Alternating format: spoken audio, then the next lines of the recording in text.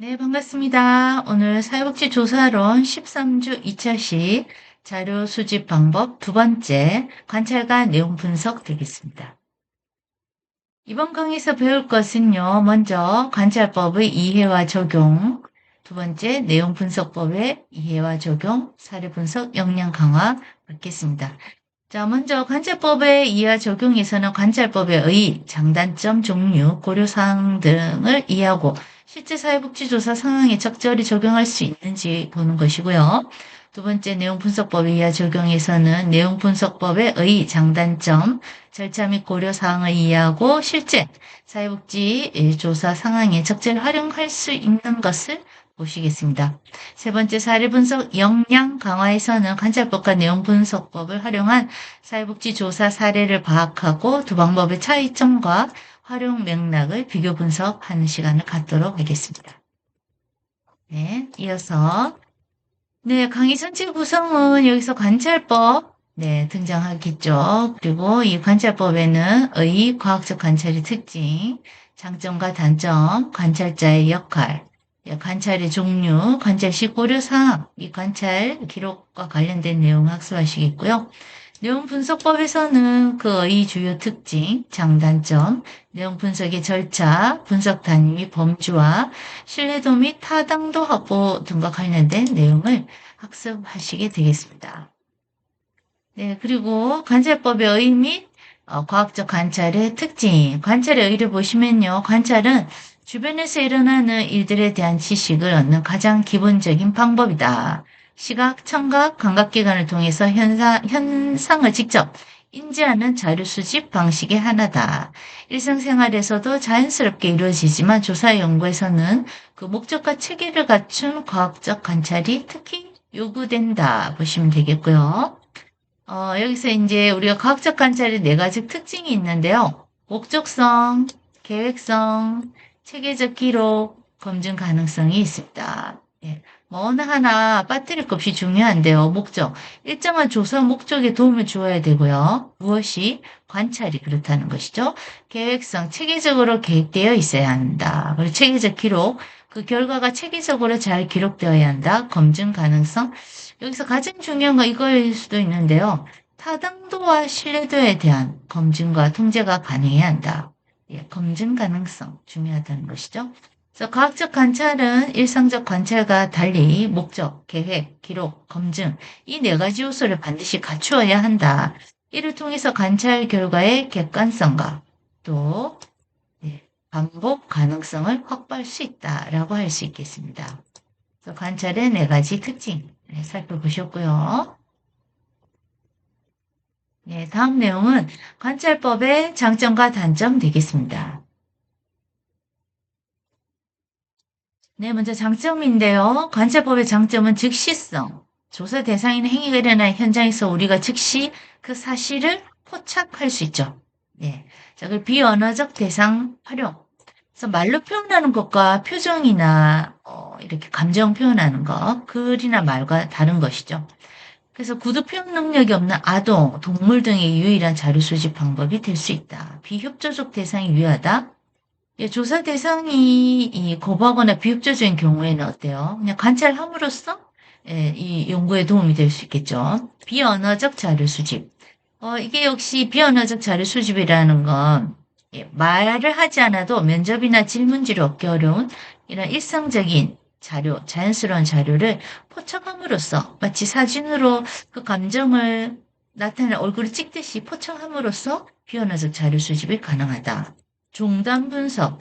횡단은 어때요? 딱 수평하게 가는 것이죠. 종단은 서희열처럼 수직으로 내려가는 것이라고 보시면 되겠죠. 그래서 종단 분석에 가니까 시간별로 추이, 시간을 따라서 장기간에 걸쳐 종단적 분석이 가능하다. 그리고 복합 상황을 볼 수가 있다. 복합적이고 역동적인 상황에 매우 유리한 것이죠. 단점은 대기 시간이 길다는 것이죠. 관찰 대상 행위 발생 시까지 기다려야 하는 시간, 이런 시간 낭비가 발생하고요. 내면 관찰은 불가하다. 그래서 외부로 드러나지 않는 사실이나 사적인 문제는 사실 관찰하기가 어렵죠. 대규모 집합체의 한계가 있다. 큰 규모의 집단을 한꺼번에 관찰하기는 어렵다는 것에 단점이 있고요. 접근 제한. 특정 피관찰자나 집단에 대한 접근이 어려울 수 있고요. 비용과 시간, 노력이 많이 들어요. 그래서 다른 자료 수집 방법에 비해서 많은 자원이 소모되기도 하죠. 주관이 개입될 수도 있다. 이제 관찰자의 선호도에 따라서 갈 수가 있죠. 그 관찰자의 주관적인 가치 이런 게 들어갈 수 있고요. 일반화하기 어렵죠. 그래서 관찰 당시의 어떤 특수성, 그 시간에 그 상황에서만 일어날 수 있는 특수성도 있기 때문에 일반화하기는 어려운 부분도 있다 하는 것이 방금 말씀드린 단점의 내용이 되겠습니다. 자, 다음은 관찰자의 역할 및 관찰의 종류인데요. 완전 참여자가 있겠고요. 관찰 참여자, 참여 관찰자, 예, 완전 관찰자. 예, 그렇죠. 약간씩 다른데요.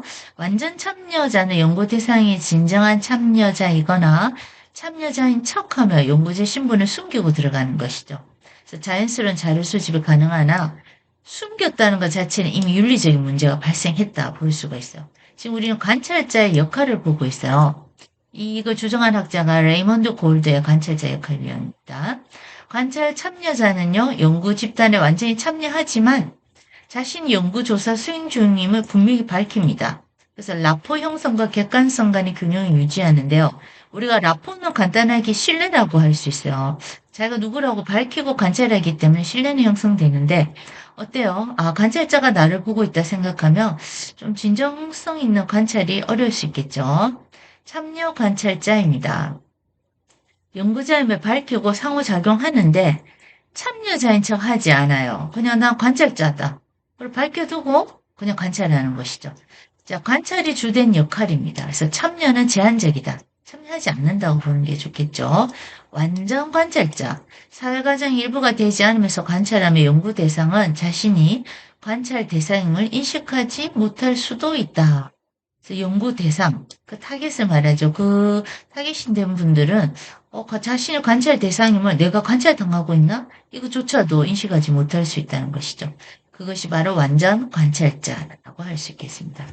다시 정리된 거 보시면요. 참여 관찰은 대상 집단 내부에 들어가서 구성원의 일부가 되어 그 공동생활에 참여하며 관찰하는 것이죠. 그래서 장점은 내면적 동기화나 자연적 어떤 그런 자연성이 생길 수 있지만 단점은 역할 수행에 어려움이 있죠. 그래서 표준화하기도 곤란해요. 그래서 윤리적 문제도 발생한다고 그랬죠.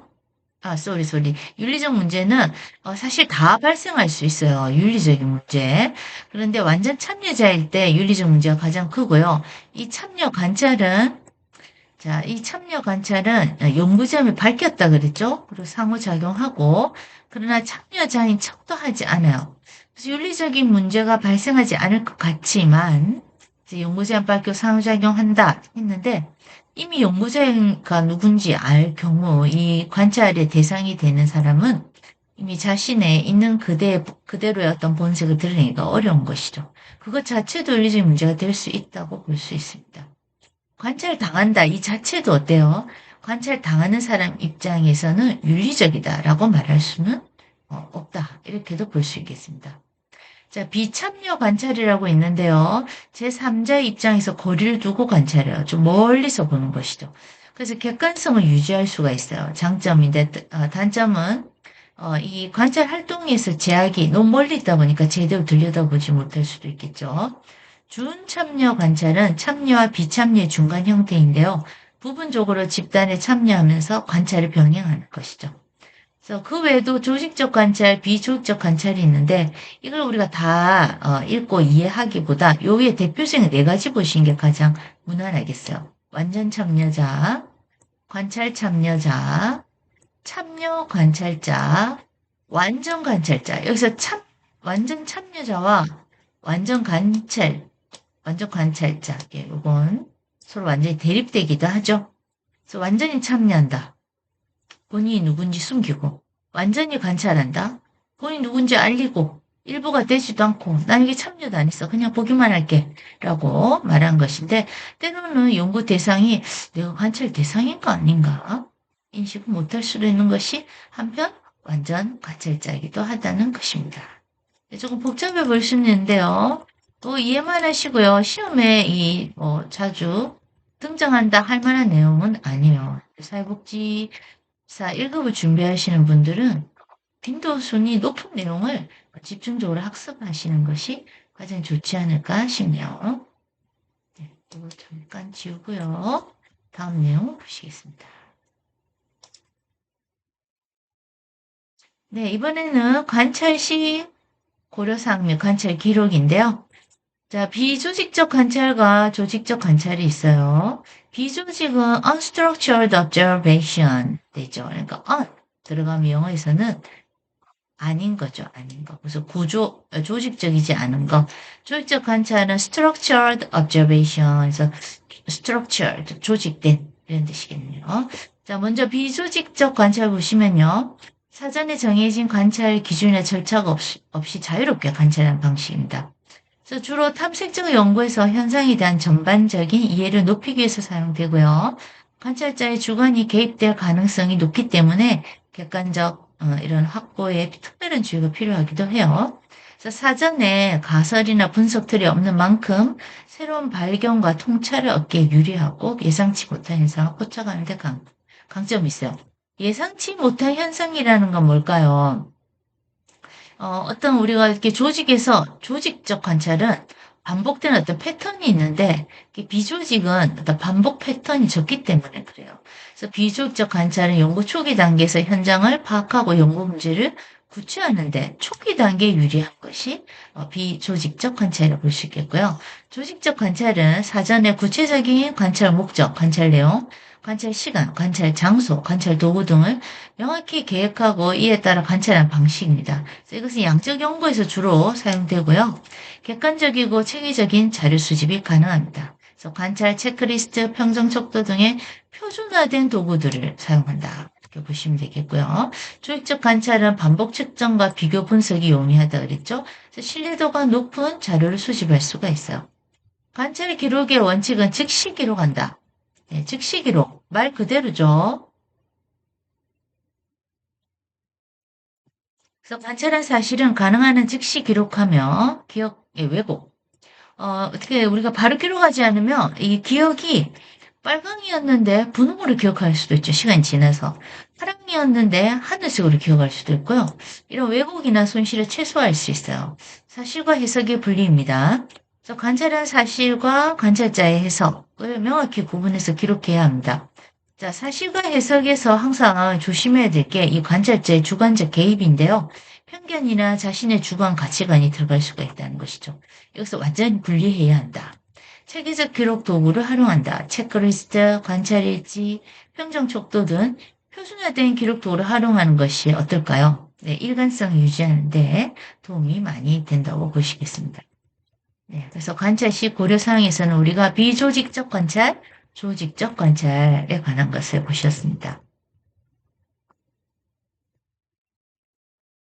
네, 다음은 내용 분석법의 의미 주요 특징입니다. 자, 내용 분석법은 텍스트, 이미지, 음성 등 다양한 형태의 커뮤니케이션 자료에 나타난 특정 내용을 체계적이고 객관적으로 분석하고 또 의미를 도출하는 방법이고요. 사회복지조사에서는 신문기사, 정책보고서, 클라이언트 인터뷰 녹취록, 소셜미디어 게시물 등 다양한 자료에 광범위하게 적용하는 것이 바로 내용 분석법이 되겠습니다.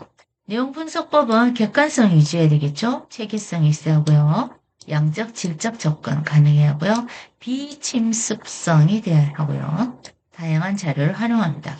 자, 객관성은 분석 기준과 절차를 명확히 하여 연구자 간의 주관적 해석을 최소화해야 합니다.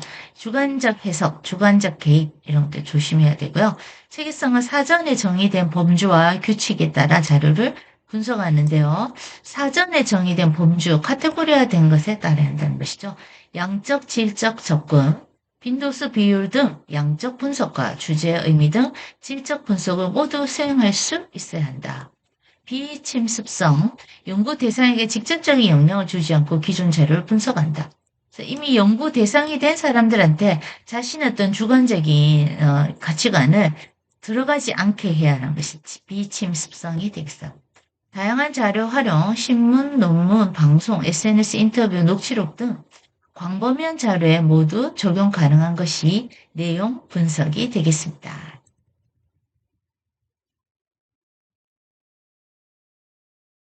네, 다음 내용 분석의 장단점입니다. 자, 먼저 장점 보실까요? 비용 및 시간 효율성. 예, 이것은 이미 존재하는 자료를 활용하는 것이죠. 분석해야 되기 때문에 이 시간이 별도로 자료 수집에 들지는 않아요. 그리고 연구 대상의 자연스러움, 연구 대상이 자신의 행동이 분석된다는 것을 인지하지 못하므로 반응성, 예, reactively, 편향 없이 자연스러운 상태의 자료를 얻을 수 있어요. 자연스럽다, 진정성 있는 자료라고 할 수 있겠어요. 과거 자료 분석 가능. 시간적 제약 없이 어때요? 과거의 커뮤니케이션 자료 분석할 수 있기 때문에 역사적 비교 연구에도 유용합니다. 객관적 체계적 분석, 명확한 분석 기준을 통해서 연구자 간의 일관성 있는 분석이 가능합니다. 다양한 연구 질문 적용, 특정 주제의 빈도, 경향성, 의미 등을 파악하는 데 또한 유리합니다. 단점은 자료의 제한성, 맥락적 이해의 한계, 분석 단위 범주 설정의 어려움, 자료의 편향성, 잠재적 의미 파악의 어려움이 있는데요. 예, 자료의 제한성은 분석하고자 하는 내용이 담긴 자료가 존재하지 않거나 아예 접근 자체가 어려울 수도 있고요. 맥락적 이해 한계는 텍스트 자체 의미를 파악할 수 있으나 자료가 생성된 사회 문화적 맥락, 그 당시의 어떤 맥락, 문화 이런 건 달라질 수 있겠죠. 저자의 의도까지는 완벽하게 이해하기 어렵다. 분석 단위 범주 설정이 어려움. 분석이 초점이 되는 단위와 범주를 어떻게 설정하에 따라서 결과가 달라질 수도 있다는 것이죠. 자료의 편향성, 특정 자료가 편향적으로 수집되었을 경우 분석 결과 또는 편향될 수가 있다.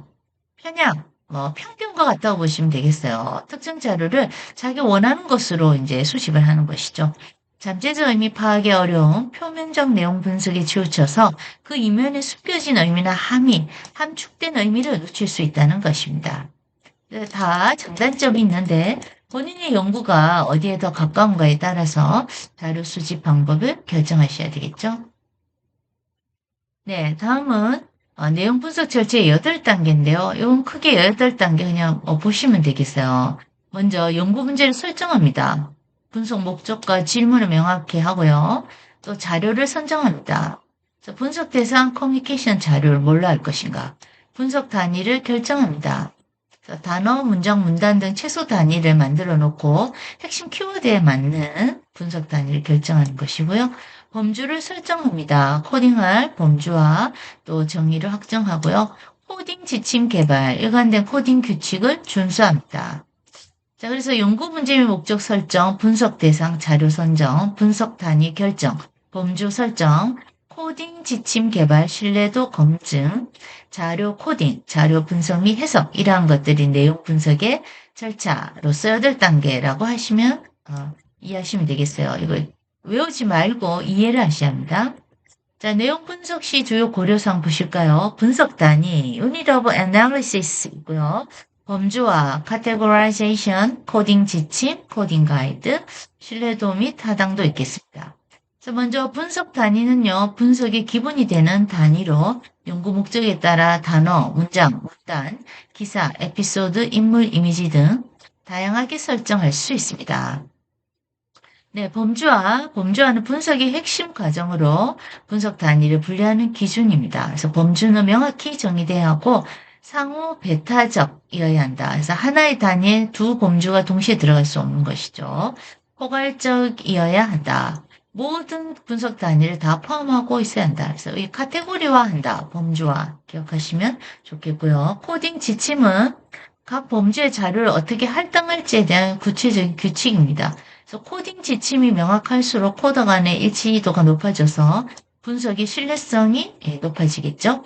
신뢰도 및 타당도, 그래서 신뢰도는 코더 간 일치도를 측정해서 분석의 일관성을 확인하고요. 타당도는 분석 범주가 연구 목적을 잘 반영하고 분석 결과가 이론적으로 타당한지 검토합니다. 우리가 자료 수집 방법의 첫 번째 그 설문과 관련돼 있죠. 지금 두 번째는 관찰과 내용 분석인데 앞에 설문은 양적 연구에 조금 더 집중되어 있다면 지금 우리 학습하고 있는 2차 CEO 내용은 지적 연구에 더 필요한 자료 수집 방법이라고 보시면 되겠습니다. 100% 그렇다고는 할 수는 없는데요. 성격상 지적 연구에 더 적합한 것이 내용 분석이다 보시면 되겠습니다. 네, 다음은 객관식 문제 같이 한번 풀어보실까요? 문제 1번. 밑에 번호가 ABCD로 돼 있죠. 네, 문제 1번. 과학적 관찰의 특징으로 옳지 않은 것은? 네, 바로 C입니다. 잘, 글씨가 작네요. 결과는 주관적으로 기록되어야 한다. 자, 결과는 주관적? 주관은 배제해야 됩니다. 문제 2번. 다음 중 관찰법의 장점으로 보기 어려운 것은? 네, C입니다. 시간, 비용, 노력이 적게 든다? 관찰법은 시간, 비용, 노력이 오히려 더 많이 든다는 단점이 있습니다. 문제 3번. 관찰자의 역할 중 연구 대상 집단에 완전히 참여하지만 자신이 연구조사 수행 중임을 분명히 하는 역할은 무엇인가? 정답은 B입니다. 관찰 참여자. 관찰 참여자는 어때요? 연구 집단에 완전히 참여하면서도 자신이 연구자임을 집단에 공개적으로 밝히는 것이 관찰 참여자가 되겠습니다. 네, 다음 문제. 문제 4번. 사전에 정해진 관찰 기준이나 절차 없이 자유롭게 관찰하는 방식으로 주로 탐색적 연구에서 사용되는 관찰 방법은 무엇인가? 네, B 되겠습니다. 비조직적 관찰입니다. 그래서 이 비조직적 관찰은 사전에 정해진 틀 없이 자유롭게 관찰하는 방식으로 탐색적 연구 초기 단계에서 주로 활용합니다. 문제 5번. 내용 분석법의 가장 큰 장점은 무엇인가? 정답은 B 되겠습니다. 이미 존재하는 자료를 활용하여 시간과 비용을 절약할 수가 있다. 이미 존재하는 자료는 보통 세컨드 자료 또는 2차 자료라고도 합니다. 자, 문제 6번. 내용 분석법에서 분석 단위를 분류하는 기준을 무엇이라고 하는가? 정답 C입니다. 범주, 카테고리화하는 것이죠. 내용. 다음 문제 7번입니다. 내용 분석법에서 여러 명의 코더가 동일한 자료를 분석했을 때 일관된 결과가 나오는지 확인하는 것은 무엇을 위한 과정인가? 자, 정답은 B. 신뢰도 확보입니다. 코더 간 일치도 측정한 내용 분석에 신뢰도를 확보하기 위한 과정으로 적합하고요. 타당도는 측정하고자 하는 것을 얼마나 정확히 측정하는가를 나타냅니다. 문제 8번. 다음 중 내용 분석법의 단점으로 보기 어려운 것은? 네, 정답은 C입니다. 분석 결과의 객관성과 체계성이 매우 높다. 예, 내용 분석법은 분석 기준을 명확히 하여 객관성과 체계성을 높이는 가장 큰 장점이 있어요. 이는 단점이 아닙니다. 그래서 자료 제한성, 맥락 이해 한계, 범주 설정이 어려우면 오히려 단점에 해당되겠죠. 문제 9번. 사회복지 현장에서 특정 프로그램에 대한 언론 보도 내용을 분석하여 긍정적, 부정적 이미지 빈도를 파악하고자 할 때 가장 적합한 자료 수집 방법은 D. 내용 분석법 되겠습니다. 그래서 언론 보도와 같은 텍스트 자료에 나타난 내용, 특정 내용 이런 것을 빈도를 분석하는 데는 내용 분석법이 가장 적합합니다. 그래서 관찰법은 직접적인 행동 관찰을 사용하는 것이겠죠? 네. 자, 내용 그렇게 어렵진 않았죠. 이해만 하신다면 객관식은 충분히 푸실 수 있는 문제입니다. 자, 다음 볼까요? 핵심 내용 총정리 잠깐 보실까요?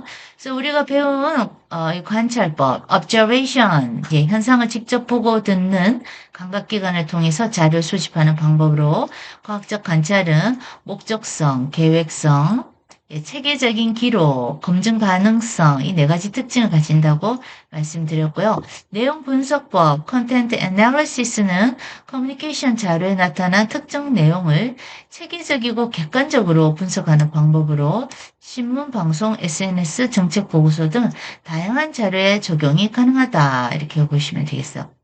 자, 그래서 이 관찰법과 내용 분석법은 사회복지 현장에서 클라이언트 행동 패턴, 사회적 이슈에 대한 미디어 보도 경향, 정책 문서의 내용 변화 등을 탐색하는 데 매우 유용하게 활용하실 수 있는 내용들이 되겠습니다. 네, 그래서 우리 참고 문헌 레퍼런스는 이와 같고요. 자, 13주 3차시는요, 그동안 배운 13주 1차시, 2차시 요약 정리해서 설명드리고요. 문제 풀이를 통해서 다시 한번 복습하실 수 있도록 도움을 드리고자 합니다. 그러면 내용이 훨씬 더 이해가 잘 되고 반복해서 들리는 문장이나 단어들이 있을 거예요. 그것을 여러분 것으로 만드시면 되겠습니다. 자, 여러분 수고하셨습니다. 13주 2차시 강의를 마칩니다. 다음 시간에 뵐게요.